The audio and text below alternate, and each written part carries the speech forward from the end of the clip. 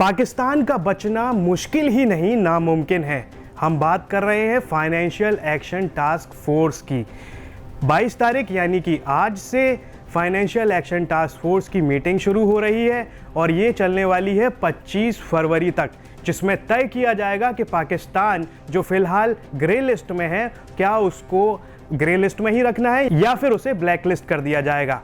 ये तय होगा इस मीटिंग के दौरान। पाकिस्तान की जो हरकतें हैं पिछले कुछ समय में FATF की लगातार चेतावनियों के बावजूद नहीं सुधरी हैं। पाकिस्तान लगातार वही पुरानी गलतियां करता जा रहा है जिसके लिए उसको लगातार इंटरनेशनल बेइज्जती का सामना करना पड़ा है। FATF की इस मीटिंग में जो भी फैसला लिया जाएगा पाकिस्तान को वो स्वीकारना होगा। आज के इस वीडियो में हम इसी पर चर्चा करने जा रहे हैं कि पाकिस्तान का भविष्य क्या है FATF में।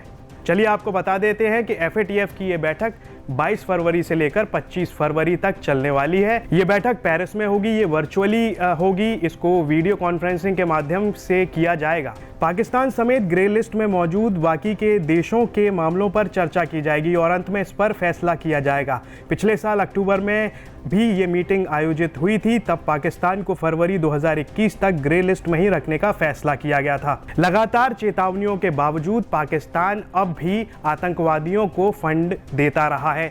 लगातार उसे चेतावनियां दी जा रही हैं अलग अलग अंतर्राष्ट्रीय संगठनों के द्वारा, सिर्फ FATF के द्वारा ही नहीं, उसके बावजूद पाकिस्तान आतंकी संगठनों की फंडिंग दे रहा है। रिपोर्ट के मुताबिक FATF के पास इस बात की जानकारी है। पाकिस्तान सरकार ने अब तक JUD और जैश के खिलाफ ठोस कार्रवाई नहीं की है। ये दोनों ही संगठन पाकिस्तान की जमीन से बेखौफ काम कर रहे हैं। अमेरिका ने भी पिछले दिनों कहा था कि पाकिस्तान को आतंकी संगठनों को पनाह के तौर पर इस्तेमाल होने से रोकना होगा। अमेरिका के लिए अफगानिस्तान में दिक्कतें पाकिस्तान की वजह से ही बढ़ रही हैं। अब आपको बता देते हैं कि फिलहाल पाकिस्तान FATF की ग्रे लिस्ट में मौजूद है। पाकिस्तान को 2018 में FATF की ग्रे लिस्ट में रखा गया था। FATF ने उसे 23 पॉइंट का एक प्रोग्राम भी सौंपा था। संगठन ने कहा था कि न सिर्फ इन शर्तों को पूरा करना है बल्कि इनके पूरा होने के पुख्ता सबूत भी देने होंगे। इसके लिए पाकिस्तान को दिसंबर 2019 तक का समय दिया गया था।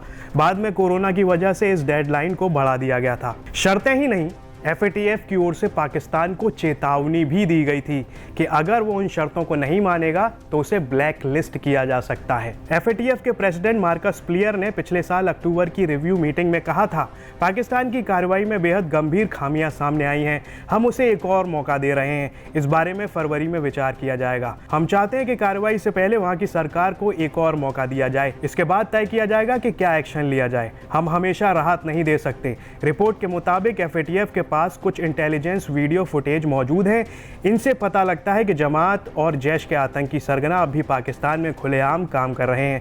एक वीडियो अक्टूबर 2020 का है जिसमें साफ देखा जा सकता था कि वहां पर आतंकी संगठन अभी भी खुलेआम पाकिस्तान की ज़मीन का इस्तेमाल करते हुए किस तरह से आतंकी गतिविधियों को अंजाम दे रहे हैं। अब आपको बता दें कि इमरान खान का क्या होगा। इमरान खान का भविष्य क्या होगा अगर पाकिस्तान एक बार फिर से ग्रे लिस्ट में ही रहता है या फिर उसे ब्लैक लिस्ट कर दिया जाता है। अगर पाकिस्तान ग्रे लिस्ट में ही रहता है या फिर ब्लैक लिस्ट होता है तो दोनों ही हालातों में इमरान खान बुरी तरह मुश्किल में फंस जाएंगे।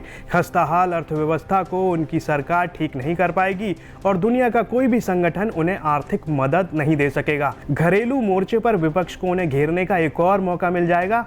इमरान पहले से ही काफ़ी दबाव में है और विपक्ष का आरोप है कि सिर्फ सेना की मदद की वजह से वे सरकार चला रहे हैं। FATF की इस मीटिंग के बाद जो भी फैसला किया जाएगा उससे ये तो ज़रूर कन्फर्म है कि पाकिस्तान का जो समय है वो बेहद ही बुरा है। गंभीर स्थिति में है पाकिस्तान की अर्थव्यवस्था, वहाँ की सरकार, वहाँ पर जो भी मौजूदा हालात हैं बेहद ही चिंताजनक हैं। उसके बावजूद पाकिस्तान की सरकार न जाने क्यों आतंकी संगठनों पर लगाम लगाने में विफल रही है। इसकी कोई ठोस वजह तो समझ नहीं आती है कि वो क्यों इन आतंकियों और आतंकी संगठनों पर रोक नहीं लगा पा रही है, लगाम नहीं कस पा रही है। इसकी वजह समझ से परे है। लेकिन इतना ज़रूर है कि इस सब के कारण पाकिस्तान की जनता को बेहद ही गंभीर परिणाम भुगतने होंगे। चलिए आपको बता देते हैं कि ये FATF है क्या, फाइनेंशियल एक्शन टास्क फोर्स आखिर है क्या और इसका काम क्या है। FATF की स्थापना साल 1989 में एक अंतर सरकारी निकाय के रूप में G7 की पहल पर हुई थी। FATF का सचिवालय पेरिस में है। आर्थिक सहयोग विकास संगठन के मुख्यालय में ही स्थित है। इसका उद्देश्य मनी लॉन्ड्रिंग, आतंकवादी वित्त पोषण जैसे खतरों से निपटना। FATF की सिफारिशों को साल 1990 में पहली बार लागू किया गया था। उसके बाद 1996, 2001, 2003, 2012 में FATF की सिफारिशों को संशोधित किया गया ताकि ये सुनिश्चित किया जा सके कि वे प्रासंगिक हैं। किसी भी देश का FATF की ब्लैक लिस्ट में शामिल होने का मतलब होता है कि उस देश को अंतर्राष्ट्रीय फाइनेंशियल ऑर्गेनाइजेशंस के द्वारा फाइनेंशियल मदद मिलनी बंद हो जाएगी। फिलहाल FATF में भारत के साथ साथ 37 सदस्य देश और 2 क्षेत्रीय संगठन शामिल हैं। भारत 2010 से FATF का सदस्य है। पाकिस्तान की जनता के सामने एक बड़ी चुनौती है कि वो किस तरह से इन बुरे संकट और बुरे हालातों का सामना करते हैं, क्योंकि इमरान सरकार पूरी तरह से फेल नज़र आती है। क्योंकि किसी भी देश का ग्रे लिस्ट में रहना या ब्लैक लिस्ट हो जाना, वो भी FATF जैसी ऑर्गेनाइजेशन में, ये बेहद ही चिंता का विषय है और ये सवालिया निशान लगाता है पाकिस्तान जैसे देश के ऊपर। ये वीडियो आपको कैसा लगा, लाइक और कमेंट कर हमें ज़रूर बताएं।